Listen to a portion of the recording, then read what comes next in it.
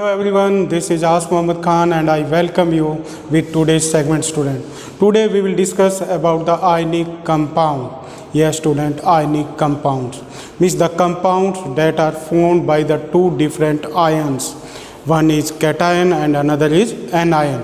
And as you know that the metals are cation and the non-metals are anion. So when the metal and non-metal react with each other, then what they form? They form ionic compound.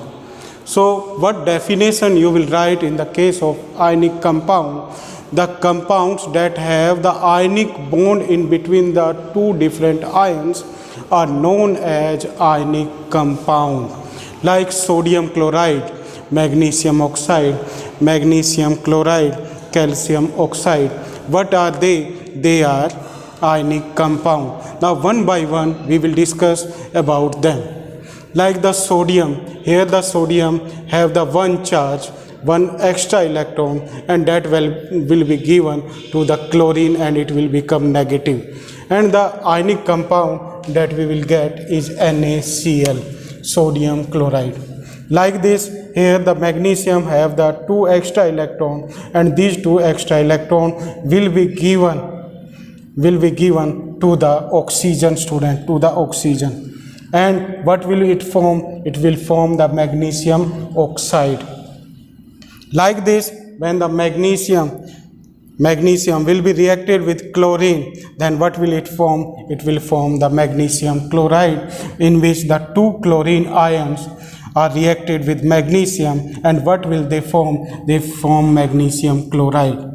Because here the magnesium have the two electrons extra, so here there are the two chlorines, and those two chlorines will accept the electron and they will become the negative, and the compound that we will get will be magnesium chloride student.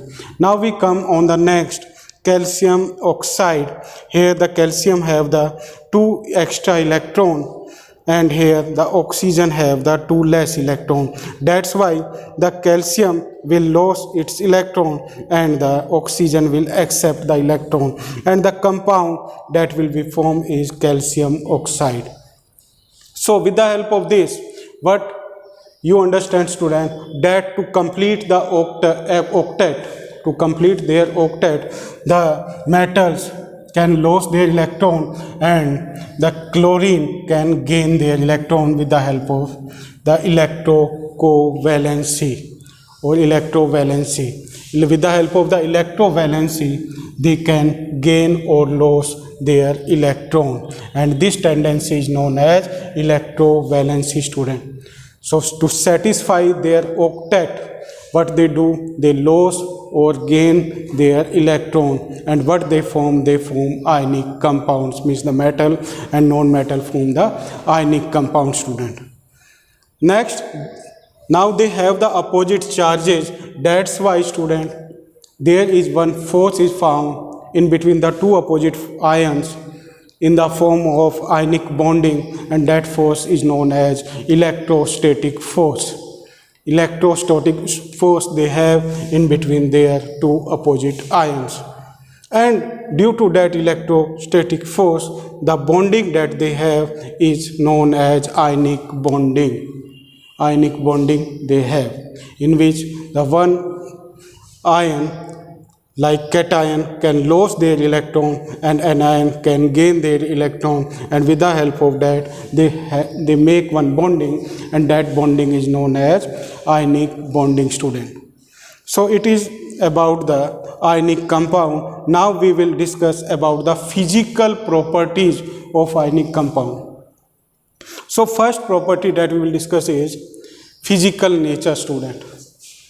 Generally, the ionic compounds of metal and non-metal, they are hard, solid and crystalline in nature, and they form the different type of crystals according to the presence of the ions that they have, and that different crystals they form due to the formation of lattice, and that lattice, due to those lattice, they have the different shape or different type of crystals.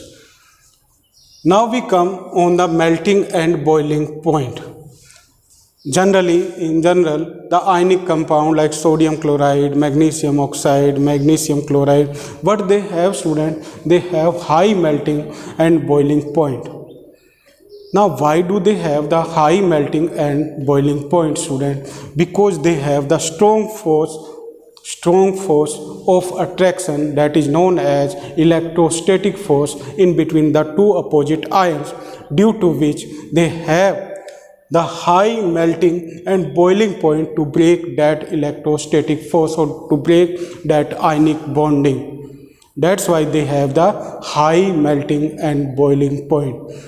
And due to this only, they are hard in nature or solid in nature. Means, due to that force of attraction, their ions are closely packed with each other, due to which they are hard. Now we come on the next property, that is solubility. In general, student, if we do you can do this experiment. You take NaCl, means the table salt you will take, and if you want to dissolve that table salt inside the water, that it can be easily dissolved in that. But if you want to dissolve that salt in the oil, in any oil, in vegetable oil or in petrol or diesel or kerosene, if you want to dissolve that salt, then that salt will not be dissolved. It will remain at the bottom only, and it will not be dissolved. Why, student? Why it is dissolved in water, not in other oils or in the organic liquids? It does not dissolve in organic liquids or organic solvents because it has the opposite ions, and these ions are hydrated inside the water. Means these ions are decomposed, and they also decompose the water ions. Yes, student, water ions. Water ions are also decomposed. As you know that what is the formula of water? It is H2O. But when we dissolve salt in this, then this water is decomposed into two opposite ions. First is hydrogen ion, second is hydroxide ion. With this, when we dissolve the salt in this like NaCl, then that NaCl will be also broken into Na and Cl. Now what will be happen, student? These Na ions will move towards the OH, means hydroxide ion, and these chlorine ion will move towards the hydrogen ion due to having the opposite charge.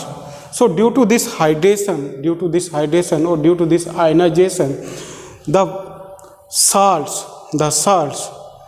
or ionic compounds or the ionic salts are dissolved in water, but they are not dissolved in oils or the organic solvents. Now we come on the next property of the ionic compound, student, that is conduction of electricity. Dear student, ionic compounds solution are the good conductor of electricity. Like if we dissolve the salt inside the water, then it will become the good conductor of electricity due to the hydration or due to the ionization of the water.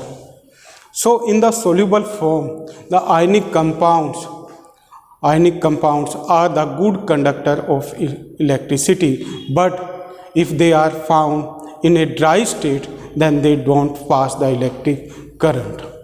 So it is about the physical properties that we have discussed about the ionic compounds and their examples we have discussed. Now you will try to cover all these topics, and you will also try to read this concept from your NCERT book. Thank you very much and have a nice day.